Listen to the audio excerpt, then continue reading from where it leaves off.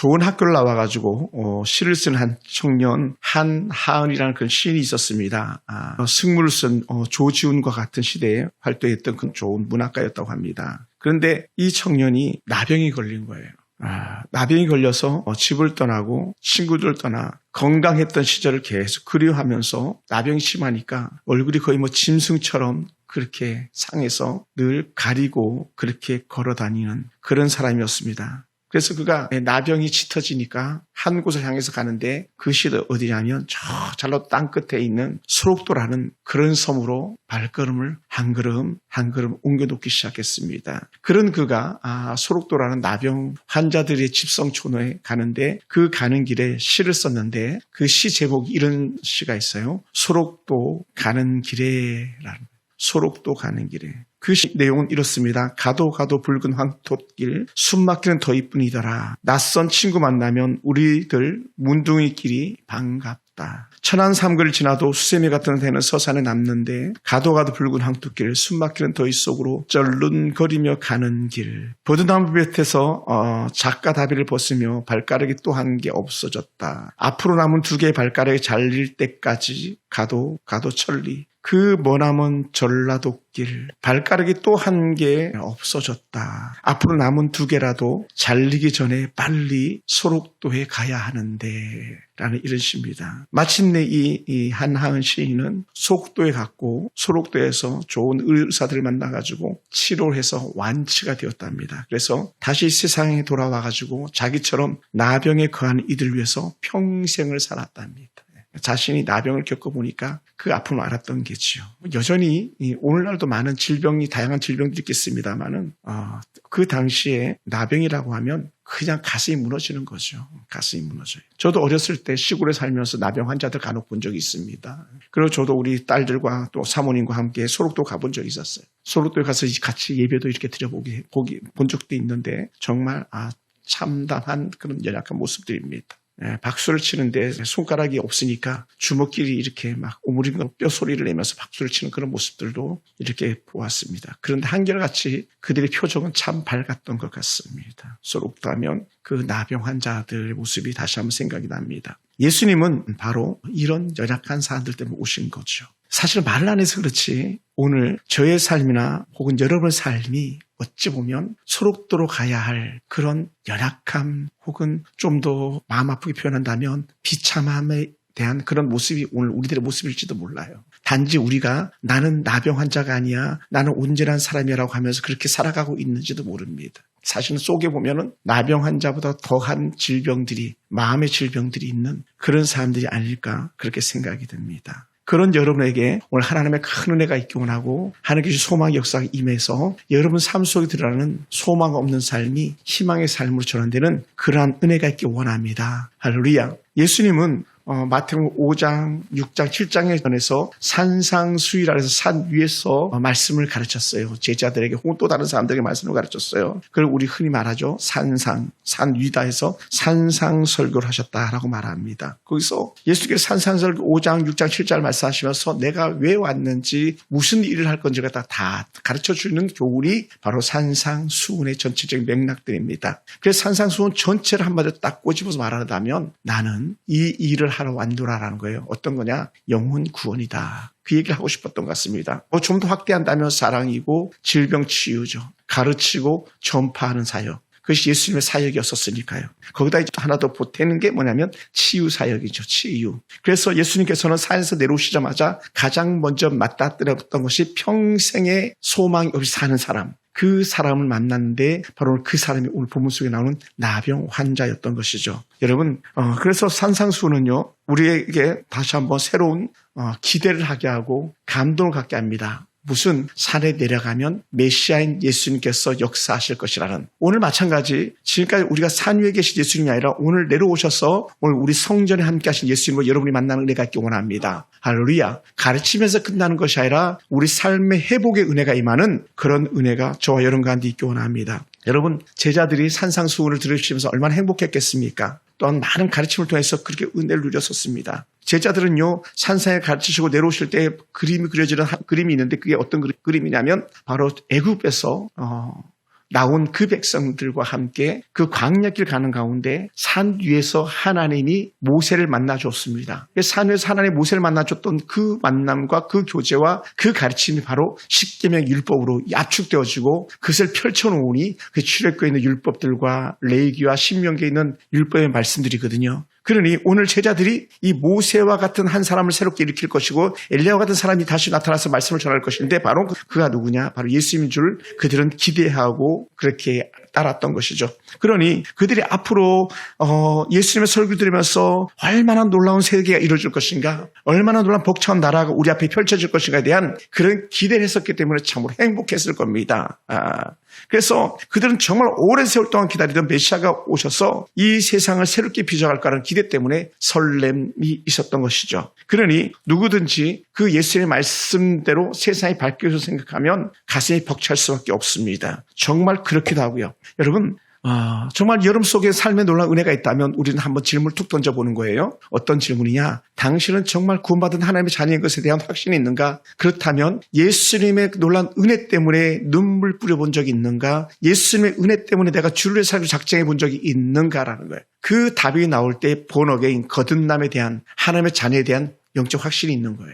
그렇지 않으면 점검해 봐야 된다고, 신앙의 점검. 나에게는 주의 은혜의 삶이 내 앞에 있는가? 예수님의 은혜 때문에 내가 살아가고 있는가? 거기에 대해서 오늘 가만히 생각해 보시기 바랍니다. 오늘 예수님께서 산에서 내려오셔서 그 산상수훈의 말씀을 이루어 가실 때에 오늘 산상수훈의 말씀을 이루어 가시는 그 사역의 중심에 오늘 우리도 함께 하기를 주님으로 축원합니다. 할렐루야. 그래서 오늘 산 밑에서 만나는 그 나병 환자는 오늘 본문 속의 나병 환자가 아닌 오늘 우리들의 모습으로 대입한다면 한층 더 나은 은혜가 있으리라 여깁니다. 예수님이 산에서 내려오시는 순간에 문제가 눈앞에 나타났습니다. 도무지 사람의 힘으로는 해결할 수 없는 그런 문제였죠.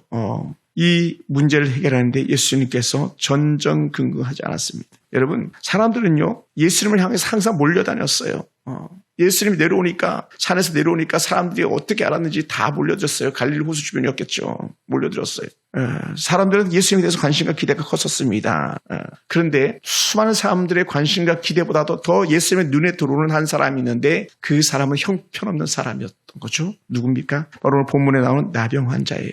인생의 참된 고통과 수고의 문제를 도무지 해결할 수 없는, 자기 힘으로는 어떻게 할 수 없는 그런 문제를 가지고 있는 사람들에게 오늘 예수님께 찾아와서 문제를 해결해 주심을 보는데 바로 오늘 그 문제가 저와 여러분 문제가 아닐까 생각됩니다. 여러분, 저는 오늘 새벽에 잠이 일찍 깼어요. 계속, 왜 잠이 깼냐면 계속 자면서 기도를 하는 거예요. 계속 기도하고. 기도하는 걸 내가 느끼고 다시 잠이 깼어요. 그러다가 또 다시 잠이 드는데 또 다시 기도를 이렇게 하더라. 계속 기도하는 거예요. 그래서 제가 잠이 또 다시 세 번째 깨서는, 두 번째 깨서는 이제 엎어져서 제가 직접 이렇게 기도를 하고 에스겔서 말씀을 쭉 살폈었는데, 여러분, 인생의 문제가 다급하면 환경과 형편을 초월해서 예수님 앞으로 나오게 되어 있습니다. 오늘 나병 환자는 우리가 질문해야 돼요. 어떤 질문을 하냐? 나병 환자는 무리들 속으로 나올 수 있는 사람이 아니라는 거예요.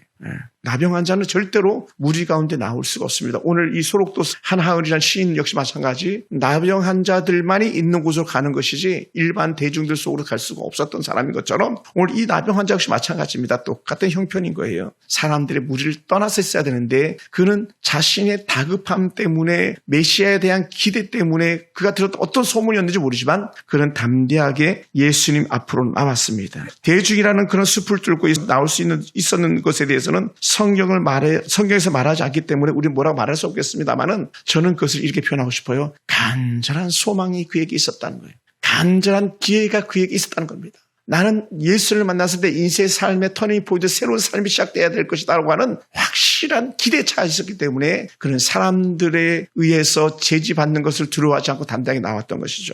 다른 사람들에게 줄 그 영향력이나 다른 사람들에게 당할 그 수모를 다 감당하면서 그 앞으로 나오는 거예요. 여러분, 오늘 여러분이 살면서도 그렇지 않습니까? 얼마나 많은 수모 속에서 우리가 살아가고 있습니까? 다 우리 집사님들이 말을 안 해서 그렇지, 그냥 우리 경경씨도 허허 웃어서 그렇지 왜 그 일하는데 어려움이 없겠습니까? 우리 김효수 권사님 직장에서 왜 어려움이 없겠습니까? 뭐 말할 것도 없죠. 우리 김태수 집사님. 그 뭐 사모님이 집사님 잘 평가해서 좋아서 막 사모님이 좋은 사람이라고 평가하는 것이지 뭐 얼마나 그 앞에서 아픔이 많았겠습니까? 그런 것을 생각하면 돌파구 탈출가 필요할 때에 그 돌파구 탈출가 누구냐? 결국 오늘 본문 속에 나온 예수 그리스도인 것을 이 나병 환자는 바라본 것이죠. 그러니 이런 나병 환자가 예수님 앞에 나와서 자신을 고쳐달라고 하는 그런 담대한 호소를 하는 것을 우리는 볼 수 있습니다. 뭐라고 표현했습니까? 한 나병 환자가 나와 저람이 이르되 주여 원하시면 저를 깨끗하게 하실 수 있나이다. 원하시면 저를 깨끗게 할 수 있습니다.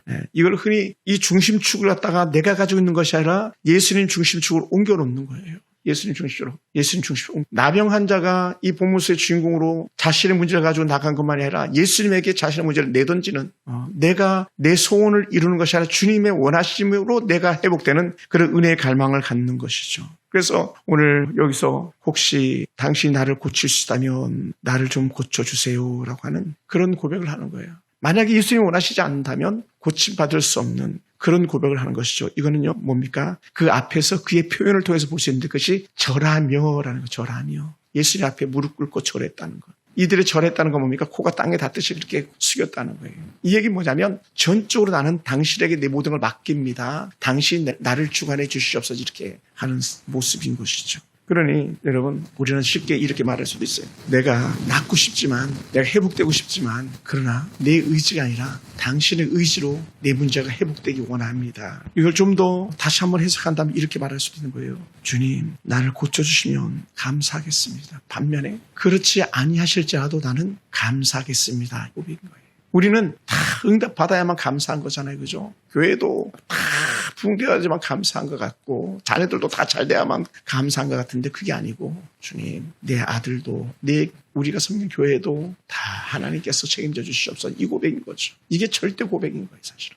우리도 뭐 잘해보려고 얼마나 노력했습니까? 잘나서 잘하는 것처럼 보였던 적들도 얼마나 많았습니까? 그런데 그게 아니더라는 거죠. 철저하게 자신을 가리고 가만히 주님만 드러내는 그런 삶이 오늘 여러분의 삶이 되기를 주여 축원합니다. 약간의 마음을 열고 길을 걷다 보면요. 보이지 않던 길이 보이더라고요. 여러분 우리 이 건물 쭉 나가다 보면 작은 골목들이 있어요. 작은 골목들이. 이 작은 골목이 두 번째 있는 저 위에 있는 곳하고 연결되는 그런 골목들이 있더라고요. 아마 우리 하영이는 꿈도 못 꿨을 거예요. 그런 골목 2개나 있더라고요.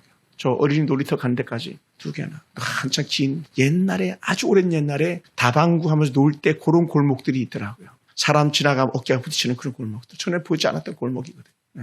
여러분 우리가 볼 때는 다 막힌 것 같고 없는 것 같지만 우리가 신앙의 눈을 열어서 보면 말씀의 기대를 가지고 열어서 보면 보이더라고요. 그리고 오늘 나병 환자 같은 경우는 그냥 일상적으로 봤을 때 나병은 끝 이렇게 나가야 되는데 나병은 끝. 그런데 그렇지 않고 나병은 끝이 아니라 새로운 시작도 될 수 있다라고 하는 그런 영적인 관점을 가지고 그런 무리수를 둬가면서까지도 예수님 앞으로 나갔던 거죠. 저와 여러분 가운데 이런 무모한 것처럼 보이지만 다시 한번 볼 수 있는 영적인 안목이 우리 가운데 열려지기 원합니다. 할렐루야. 그래서 주님이 고쳐주시면 감사합니다. 주님이 책임져 주시면 더더욱 감사합니다라고 하는 그런 영적 은혜 고백이 저와 여러분 고백되기 원하고 그것이 오늘 우리 가운데 새로운 소망이 되길 주여 축원합니다. 그러니 예수님께서 주님 내 모든 걸 주님께 전적으로 의탁하고 맡깁니다. 이런 고백할 때에 예수님께서도 아주 그냥 명확하게 답을 합니다. 어떻게 합니까? 내가 원하노니 깨끗함을 받으라라는 거예요. 아주 심플합니다. 어떻게 했습니까? 깨끗하게 하실 수 있나이다 하거늘 그랬더니 예수님께서 손을 내밀어서 이르시되 내가 원하노니 깨끗함을 받으라라는 거예요.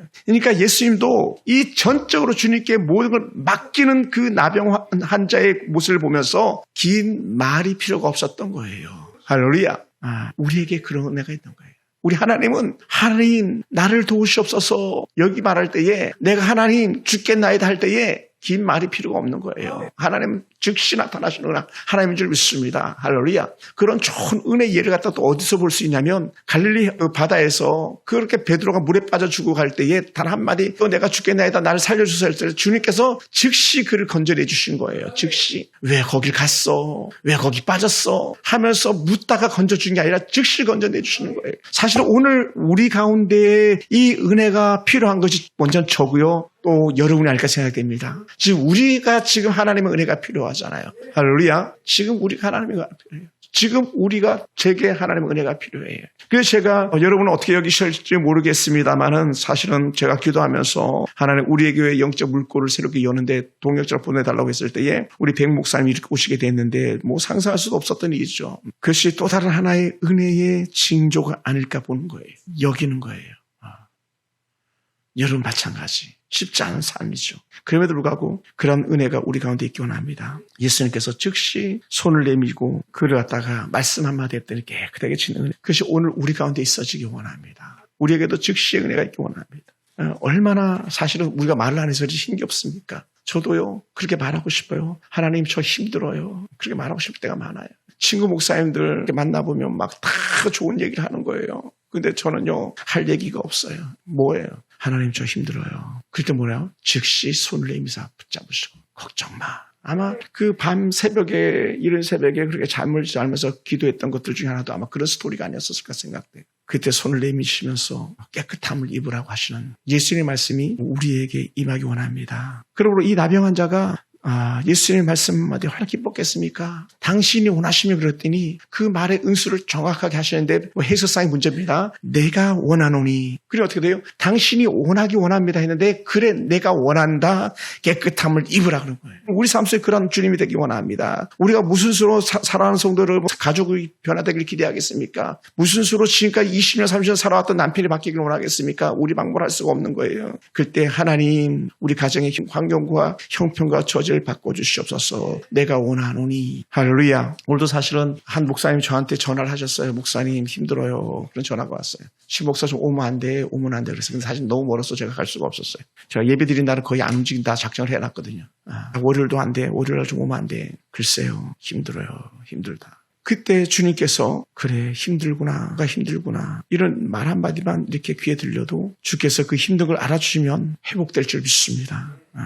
할렐루야. 내가 원하노니 깨끗함을 입으라. 이 고백이 우리 가운데 임하기 원합니다. 저는 이 설교를 준비하면서 마음이 많이 아팠어요. 왜냐하면 사실은 이 나병 환자를 놓고 제가 설교를 하지만 우리 속에 죄송합니다. 이름을 거론해서 우리 철이 같은 연약한 아이가 깨끗하게 회복된다면 홍세 같은 아이가 회복된다면 얼마나 좋겠습니까? 저희들이 농담 삼아서 이렇게 말하거든요. 야, 교회가 부흥하기 원하냐? 죽은 사람 한 명 살려. 그럼 그 교회 부흥돼 막 7, 80년대에 부흥했던 원리가 영적 원리였었으니까요. 갑자기 막 안진뱅이가 일어서고 기모그리 귀가 열리고 막 속에 눈을 뜨고 이게 60년대, 70년대, 80년대 한국 교회에 나타났던 두드렸던 영적 현상들이 아니었었습니까? 근데 뭐 지금이야 뭐 그런 일들이 교회 안에서 일어났다는 얘기가 최근에 거의 없잖아요. 그러니 어떡하겠습니까? 그럼에도 불구하고 우리가 꼭 기억해야 될 것이 있는데 그것이 뭐냐면 주님의 은혜라는 거예요. 할렐루야. 주님께서 이 나병 환자의 원함을 그대로 들어주셨다는 것이죠. 사랑하는 성도 여러분, 뭔 긴 말이 필요하겠습니까? 주님께서 오늘 저와 여러분께 똑같이 말하기 원합니다. 그래 내가 원한다. 깨끗함을 입으라. 나음을 입으라고 하시는 그런 은혜의 말씀이에요.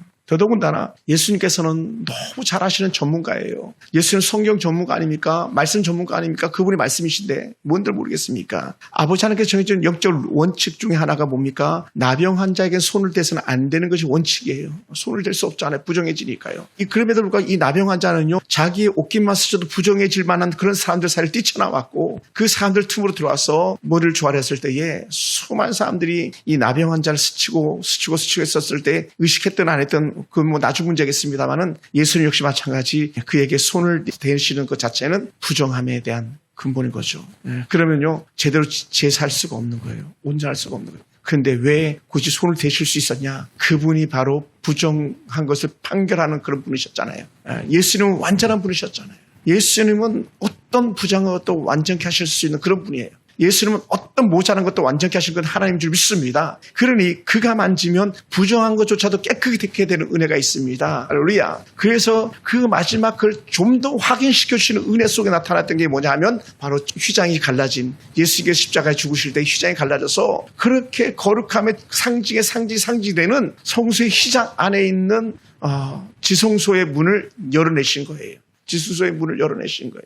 그것이 얼마나 놀라운 은혜겠습니까? 오늘 그 은혜가 우리 가운데 임한 거예요. 그래서 오늘도 나병 환자 같은 참으로 손대기조차도 할 수 없는 그런 불결하고 부족하고 처자는 우리에게 예수님 손대어 주시옵소서 하고 하는 그런 바람의 기도가 저와 여러분의 기도가 되기 원합니다. 나를 만질 수 없는, 나를 만져서는 안 되는 그런 상황 속에 있지만 그럼에도 불구하고 주님, 나는 주님의 손길을 기다린다고 하는 그런 고백이 저와 여러분 가운데 있기 원합니다. 할렐루야. 그래서 어떤 은혜 가운데서 어떤 문제도 뛰어넘고 회복될 수 있는 그런 역사 일어나기 원합니다. 그래서 예수님께서 즉시 말씀하시니까 즉시 깨끗해졌다는 거예요. 여러분, 우리는 기대하는 거예요. 내일이면 주님께서 기도 응답하시겠지가 아니라 우리의 마음속에 이 마음이 있어야 됩니다. 하나님 지금입니다. 지금 회복시켜 주시옵소서라고 하는, 또한 더불어서 그것이 우리에게 이렇게 다가오기 원합니다. 주님, 지금 내가 확신 있기 원합니다.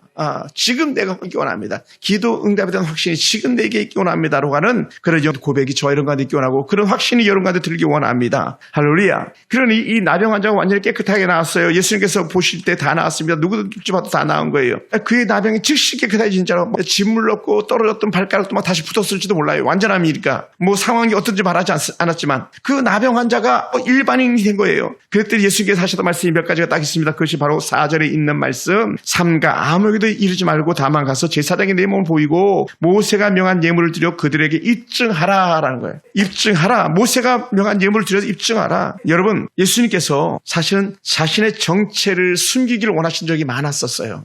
왜? 내가 누군지를 알면 더 악한 사단이 발악을 하고 방해를 하니까. 그럼에도 불구하고 예수님께서는 그 방해를 딛고도 일어났지만 나를 드러내지 마라, 말하지 말라고 하는 그런 본문들이 성경 곳곳에 등장을 합니다. 근데도 불구하고 어떻게 돼요? 너무 은혜가 크면요, 말하지 않을 수가 없는 거예요.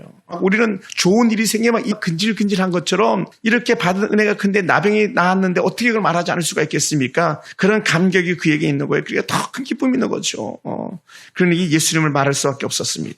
더군다나 더 나가서 모세에게 명한 예물 드리고 제사장의 내 몸을 보이고 모세에 대한 예물 드리고 그들에게 입증하라 말씀했을 때에, 이거 뭐냐면 가장 완전하게 나은 증거거든요. 가장 깨끗하게 나은 증거. 이거 왜 그러냐? 여러분, 뭐 많은 학자들이 다양한 얘기를 합니다만은 몇 가지 이런 것들을 말해요. 첫 번째는 이런 이유.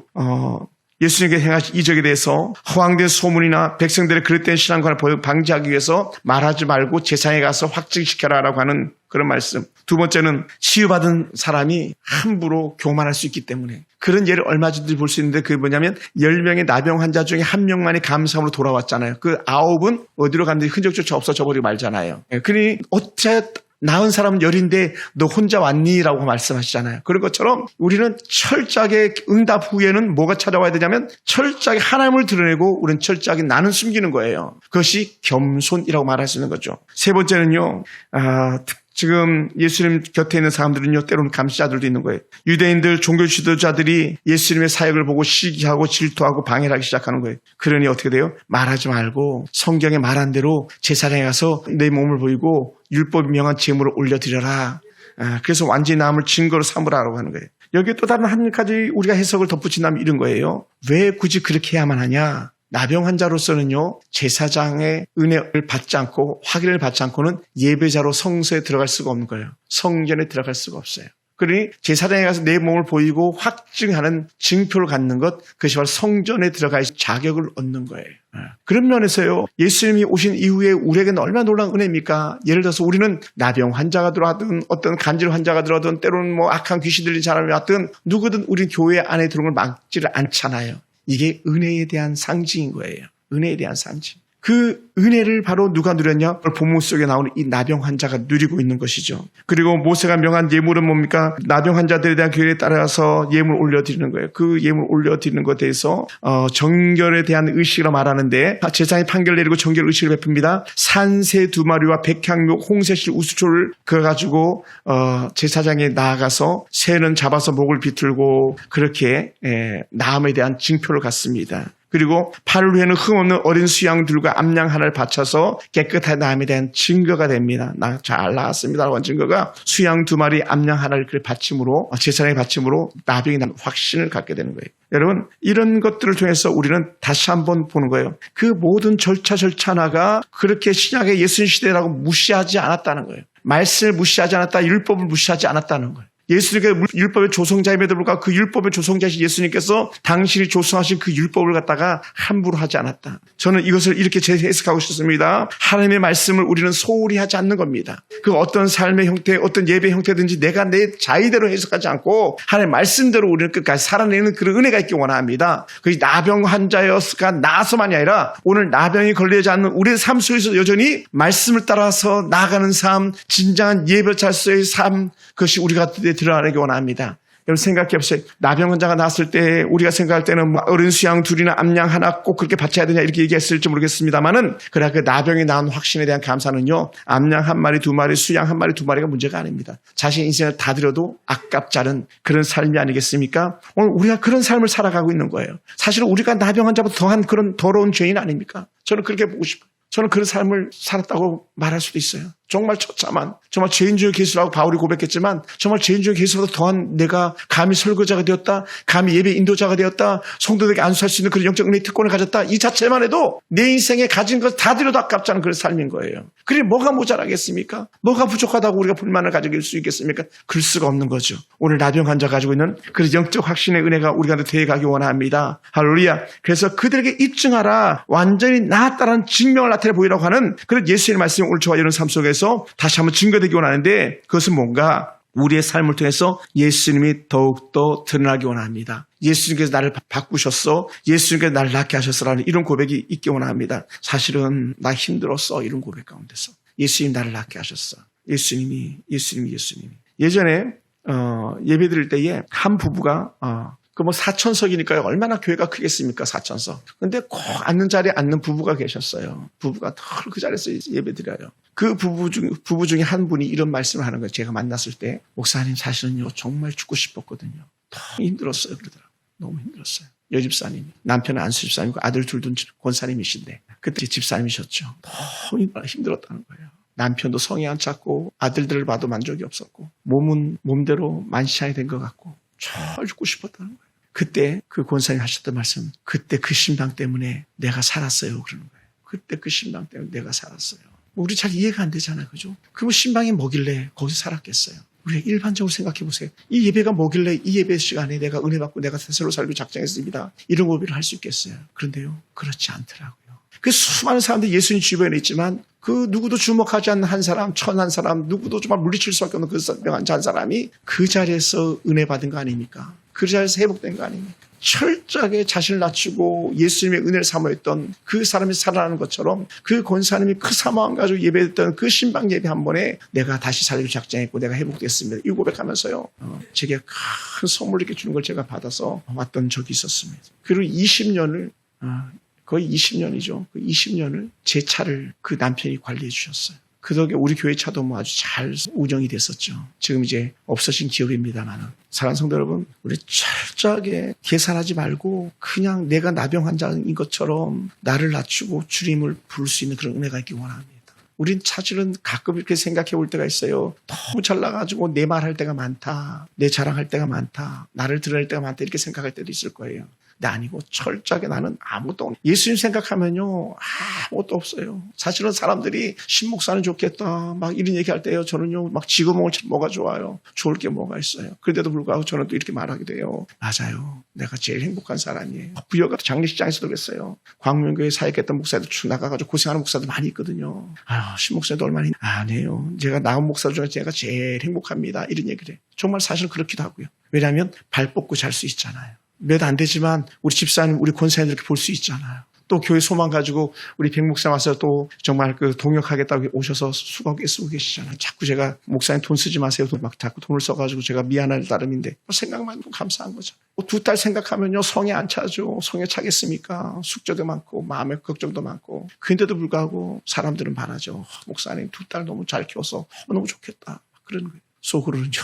집사님 제 속을 알긴 하세요. 근데도 불구하고 그래요. 우리 하은이 너무 잘 자랐죠. 감사하죠. 우리가 내놓을 게 뭐가 있어요 사실은. 근데도 돌아보면요. 가장 행복한 거예요. 가장 즐거운 거예요. 가장 행복하고 가장 즐거워요. 우리가 후원하는 김철성 교사님을 그저께인가 잠깐 뵙고 같이 식사하는 시간을 가졌는데 태국에서 잠깐 나오셔가지고 안식년을 나오셨어요. 그래서 잠깐 만나서 이렇게 인사를 나누는데 저는 뭐 왠지 건강한 줄 알았어요. 그랬더니 그 목사님도 여기 그냥 수술했다 그러더라고요. 그냥. 칼질해가지고 뭘 좀 이렇게 잘라냈다 그러더라고요. 사모님은 암 환자시고. 근데 뭐 저도 그렇고 우리 사모님도 그렇고 우리 감사하게도 뭐 아픈 데 별로 없잖아요. 거의. 그런데 보니까 괜히 미안하더라고요. 얼마나 미안한지 몰라요. 지난 월요일날 베트남 선교사님 이상수 선교사님과 잠깐 통화를 하는데 어떻게 사역하나 이메일이 와가지고 또 안부 전화를 했죠. 그랬더니 산골로 더 들어갔다는 거예요. 더 내가 선교지를 떠나도 선교지가 살아날 수 있도록 야성을 기르기 위해서 일부러 더 골짜기 들어갔다는 거예요. 우리가 세상적 기준으로 하면요 거기 들어가면 안 되는 분이에요. 왜 안 되냐? 그 사모님 암 환자시거든요. 우리 이상수 선교사, 베트남 선교사 암 환자세요. 벌써 뵌 지가 한 2년 가까이 됐겠네요. 같이 식사를 하면서 이렇게 식사하는데 사모님이 연약해서 암 치료를 하러 나왔다가 같이 만나서 식사를 했는데 얼마나 마음이 아픈지 몰라요. 그런데도 불구하고 하나님께 부르심에 대한 확신 가지고 감사함으로 더 골짜기 들어가는 거예요. 베트남이 어느 수도인지 모르겠네요. 베트남 수도에서도 차를 타고 가는 편도 다른 게 없으니까 버스 타고 막 6시간 이상을 막 들어가야 된다는 거예요. 골짜기로 서울에서 부산까지 가도 못 간 거지 더 가야 되지. 그런 얘기를 들을 때에 미안하고 죄송하고 또 미안하고 죄송한지 몰라요. 사랑하는 성도 여러분, 우리는요 예수님 앞에 있고 예수님과 함께 하기만 하면 지금 내가 나병 환자일지라도 소망이 있는 거예요. 왜? 나을 거니까요. 지금 내가 때로는 아내를 잃고 또 때로는 남편을 잃고 그렇게 살아가고 있는 그런 환경 속에서도 예수님 계시면 예수님이 내 남편 되어주시고 예수님께서 내 신랑 되어주시면 인생 문제 끝나는 거예요. 근데 우리는 자꾸 약한 마귀 새끼는 없는 쪽을 더 크게 보여가지고 비교해서 이쪽에는 약한 걸 가지는데 너 요거밖에 없냐 막 비교하듯이 하기 때문에 우리가 자꾸 실망하고 절망할 때가 얼마나 많은지 몰라요. 더 가슴 아픈 얘기죠. 사랑하는 성도 여러분, 오늘 우리 입장에서는 이 나병 환자가 뭐라고 그랬습니까? 예수님 원하시면 이렇게 표현했지만 우리 같으면 예수님 오늘 나 안 고쳐주면 예수님 여기서 못 나갑니다. 이렇게 말했을 거라고. 우리라면 예수님 내 문제 해결하지 않으면 예수님 여기 못 떠납니다. 붙잡고 막 늘어졌을 거예요. 근데 이 나병 환자가 가지고 있는 그 큰 믿음은 어떻게 돼요? 자기 문제를 전적으로 다 예수님께 넘긴 거지 자기 의지가 아니었다는 것. 이게 그가 가진 절대적인 믿음인 것이죠. 할렐루야. 우리 이런 환자의 믿음, 이런 환자의 절대적인 소망을 갖다 우리가 볼 수 있게 되길 원합니다. 할렐루야. 그러니 내 삶의 주도권은 내가 가진 것이 아니라 우리 주님이 갖고 계시는 거예요. 주님께서 가진 거예요. 우리 교회도 마찬가지 내가 책임지는 것이 아니라 주님이 책임져 주시는 거예요. 단지 나는 맡은 청지기로서 최선을 다할 따름 최선을 다해서 가는 거예요. 어떻게든지 최선을 다해서 가는 그 은혜 고백이 오늘 저와 여러분의 고백되기 원합니다. 할렐루야. 사랑하는 성도 여러분, 우리가 작정하며 금식하며 때로는 철야하며 기도할 수도 있습니다. 그런데요, 더 중요한 것은 하나님, 내가 정말 내 삶의 모든 문제를 주님께 맡기기 원합니다. 라고 하는 그런 고백이 우리 가운데 있기 원합니다. 할렐루야. 그럼 우리에게 주님께서 하실 말씀은 뭡니까? 그래 잘했어. 내 의지 다 내려놓아라. 내가 너를 책임질게 말하는 거. 제가 우리 하은이 무슨 소리 책임지겠고 무슨 소리 시집 보내겠어요. 집사 우리 철이 무슨 소리 집사님이 능력이 있어가지고 장가 보내겠어요. 내려놓는 거죠. 하나님 앞에서. 하나님 책임져 주세요. 하나님 책임져 주세요. 우리 대은이 막 사춘기잖아요. 그죠? 엄마가 뭐 대은이 힘도 안 돼. 키도 벌써 올려다보고 있잖아. 내가 무슨 대은을 책임지겠어요. 막 엄마한테 막 바르질 팍팍 대면 그냥 기가 죽지. 그럴 때 우리가 하나님께 그것도 맡겨놓는 거네. 모든 전적으로 우리는 다 내려놓는 것밖에 없더라고요. 내려놓는 거. 전적으로 내려놓는 것밖에. 하나님. 그러다 보니까 어떻게 돼요? 여전히 하나님이 책임져 주세요라고 하는 이 한마디밖에 할 말이 없는 거예요. 이걸 갖다 흔히 설교자들 이렇게 표현하는 거예요. 하나님, 내 문제 하나님께 맡깁니다라는 것. 원하시면 나를 깨끗게 하시옵소서. 주님께 내 인생을 맡깁니다. 책임져 주세요라는 거예요.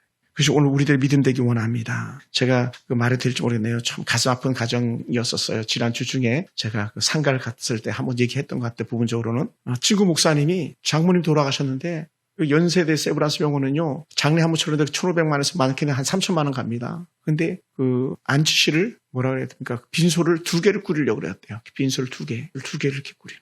왜 그랬냐? 처갓집이 예수를 믿는 사람도 있고 안 믿는 사람도 있다는 거예요. 물론 극적으로 장모님은 예수 믿고 천국 가셨는데 막 제사상을 차린다 그랬다는 거예요. 돌아가시면 제사상을 차린다고. 이 목사님이 사위지만 그걸 어떻게 보겠냐고. 그것도 완장을 찾거든요. 완장. 우리나라 완장 대단하잖아요. 노회장이에요. 노회장.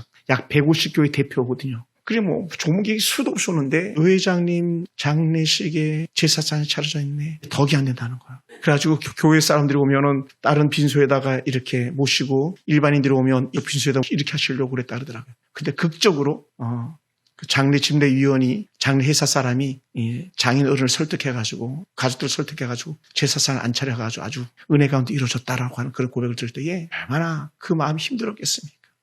얼마나. 그게 남의 얘기가 아니고 우리 교회 장례를 일어났던 장례식에서 있었던 일이거든요. 전반기에는 장례식 제사상을 안 차렸는데 장례식 중반기 지날 때 그 다음에 제사상을 이렇게 차려놓은 그런 상황의 가정들이 있었거든요. 그럼 이게 예수 믿는다는 게 얼마나 우리가 십자가를 지고 가는지를 갖다가 그런 장례식에서조차도 마음고생이 심한 거예요. 그런데 어떻게 돼요? 그것까지도 주께 맡겨놓으라.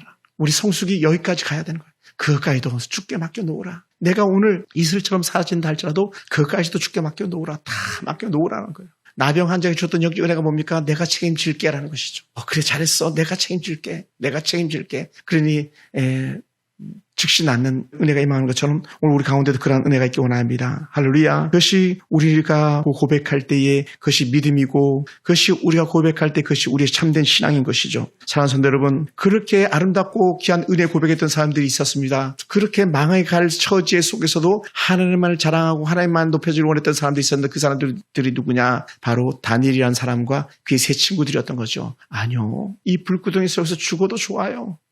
하나님의 뜻이라면 죽어도 좋아요. 라는 거예요. 사드락 메삭 아벳느고가 불구덩이 속에 풀무불 속에 던져졌을 때 했던 고백 아닙니까? 우리 하나님께서 건져주실 거야? 아니야. 그런데 그렇지 않아도 괜찮아. 라고 했던 것. 그게 진짜인 거죠. 그렇게 믿음 좋고 기도 제일 많이 하는 하루에 3번 기도하는 그 천하의 다니엘도요. 환난을 당하잖아요. 사자굴에 던져지잖아요. 그런데도 불구하고 기꺼이 들어가면서 하나님을 부인하지 않잖아요. 그럴 때 어떻게 돼요? 그 사자굴에서조차도 하나님의 놀라운 은혜 가운데 다시 더 큰 영광을 드리는 그런 역전의 은혜가 임하잖아요. 사랑하는 성도 여러분, 오늘 나병 환자가 가지고 있던 그 역적 은혜는 인생을 완전히 바꾸는 신앙의 고백인 거죠. 주님이 알아서 하세요라는 것. 주님의 뜻대로 하시옵소서.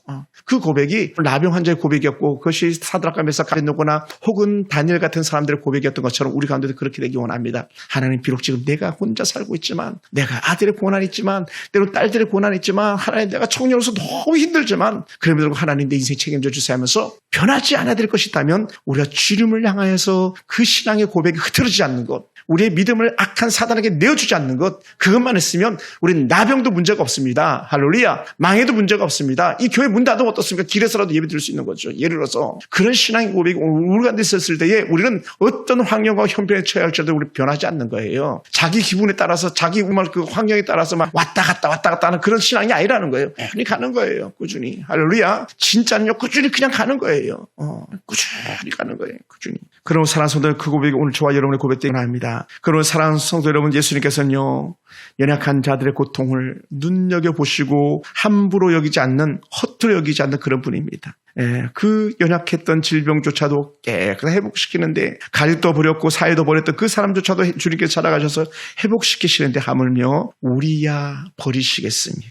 우리에게 주님께 손 내미셔서 오늘 나를 만져주신다면 여전히 우리는 더 나은 모습으로 자라가게 될 줄 믿습니다. 여러분도 같은 은혜가 있기 원합니다. 주님, 나는 주님이 지금 필요합니다. 주님, 지금 내 고백에 귀 기울여 주시옵소서라는 그런 고백이 저와 여러분 고백되기 원합니다. 예수님이 나병 환자들로 제사에 가서 몸을 보이라고 말씀했던 그것, 또 예물을 드리면서 증거를 세우려 했던 그것들이 오늘 우리 삶 속에서도 우리 삶의 모습으로서 드러나는 감사의 고백되기 원합니다. 뭡니까? 내가 신앙으로 살았습니다라는 증표는 아름다운 예배자로서의 나타나는 삶이에요. 그걸 우리가 빼앗기지 않게 되기 원합니다. 우리 형상을 온전히 회복시키실 그 주님을 바라봅시다. 일그러지고 상처난 부위를 깨끗하게 회복시키시는 그 은혜가 그 육체의 회복만이 아니라 우리 심령도 회복시키시는 그 은혜가 있기 원합니다. 지금까지 우리가 어떠한 삶을 살았던, 누구를 따라서 살았던, 즉 오늘 지금 이 순간부터는 전적으로 주님 앞으로만 나가는 그런 은혜가 있기 원합니다. 말씀을 마무리하겠습니다. 우리 주님은요 오늘 저와 여러분 문제를 반드시 해결하시는 그런 분인 줄 믿습니다. 그러면 이제는 내가 아니라 주님이 드러나기 원하고 전에는 나밖에 몰랐던 삶이 이제는 주님을 따르는 삶으로 전환되는 은혜가 있기 원합니다. 물론 오늘 이 자리에 오신 분들은요 한결같이 나는 주님의 뜻을 따르기 원합니다라고 하는 고백하는 사람들인 줄 믿습니다.